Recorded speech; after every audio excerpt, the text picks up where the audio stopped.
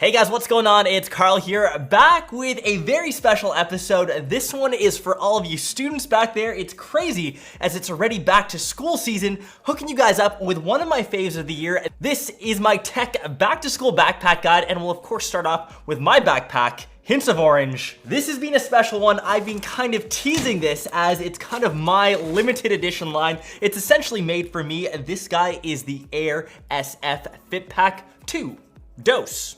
This is honestly the dream backpack on my end. It's of course very similar to all stuff Air SF makes. Minimal to no branding, made of ballistic nylon, and the best part, you can already see that, are the hints of orange inside. It's just gorgeous. They kind of think of everything, and you can see in the bottom, that's where the shoe compartment is. That's where the smelly kicks can go after your workout in between classes. You still have more than enough space for stuff. In the back, you've got a dedicated laptop sleeve, easily fits a 13, even a 15-inch laptop. Still more space for your textbooks or even binders within.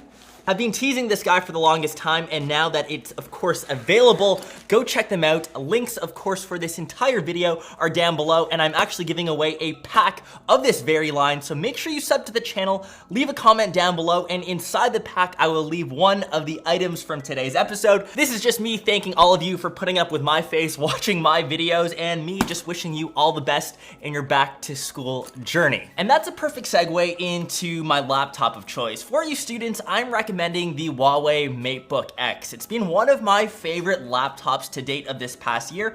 Huawei has really upped their laptop game. Their build quality now, they are approaching Apple standards, and that's no easy joke. Apple is usually known for the best in industrial design. I can say that this guy is right on that level, and you can expect this laptop to last for 4 years, whether it's your undergrad, you're going back for your master's, or heck, you're even in high school. The build on this guy is second to none. I've chosen to go for a 13-inch just because it's back to school. You want to have something that's lightweight and still super portable. It's got internals, of course, to handle any sort of student work you're throwing at it. It's got an i7, 8 gigs of RAM, 512 gig SSD, and of course you can spec these to say have 16 gigs, even a terabyte of space if you need it.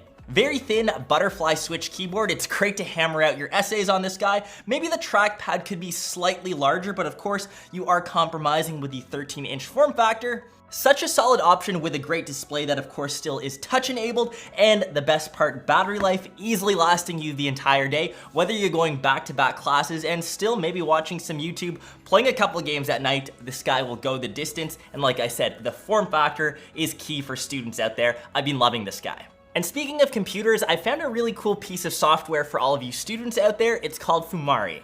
Fumari enables you to access a high-end computer on the cloud. And you can actually offload any RAM guzzling apps to them, and they'll stream it back to you at less than 1 frame rate of latency. You can even store files on the cloud. I'll leave a link down below, so make sure some of you try it. It's a handy little tool for students that say may not have the latest and greatest. I know that everyone can't afford to, of course, build powerful PCs and have, pricey laptops. Thinking of you guys. To my tablet option of choice, and I'm usually the one that claims you gotta stick over to the laptop side to be productive. If there was a tablet that you had to choose, hands down, iPad Pro takes the cake. It's super fast, it's fluid. iOS now makes it easier and easier to have this as a standalone device. Just make sure you do pair it with, say, a wireless keyboard. The screen is gorgeous, and of course, if you've got an Apple Pencil, it makes it even easier to take down notes while you're in class.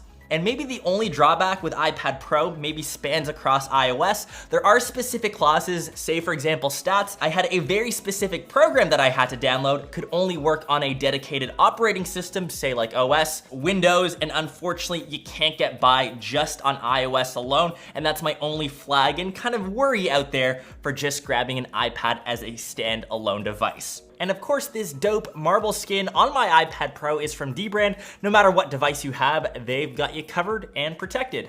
Let's switch over to smartphones, and I'm gonna keep that budget game going. I would definitely recommend the Pixel 3a XL for around $350, $400. This kind of shook the smartphone scene with its pricing. You essentially get a fully fledged smartphone. There are a couple sacrifices. Of course, the screen isn't as good as, say, the 3XL. It's no longer made of glass, but for example, the camera, which I think most of us use, it is still the best camera in 2019, even though this sensor came out at the end of last year, back in September for the 3XL. Of course, stock Android, the best way that you can go. And for this kind of money, I don't think you can find something comparable in the smartphone scene. To some headphones I know you guys like to jam out, I would say for over the ear, take a look at the Bose QC35s. It's either between these or the Sonys, but I do find the Boses, especially the mic quality, works way better. I know that you guys take calls whether you're collaborating in group projects. When you're in the library, you want to zone everything else out, focus on your studying. Do check these guys out.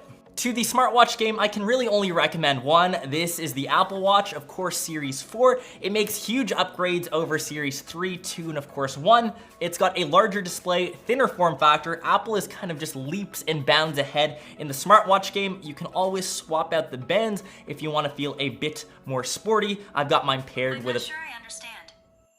Thanks, Siri, I must have pressed you. I've got mine paired with a Nike smartband. Gaming consoles, because I know heading back to school isn't always about studying. You do get a lot of gaming time. I will throw in my Nintendo Switch into my backpack. It's perfect for mobile gaming. No matter how good smartphone games are, you still cannot beat that tactile feedback of having an actual controller. Have been crushing Zelda and cannot wait for the new remastered or new remade Link's Awakening. That was my favorite OG Game Boy Color game.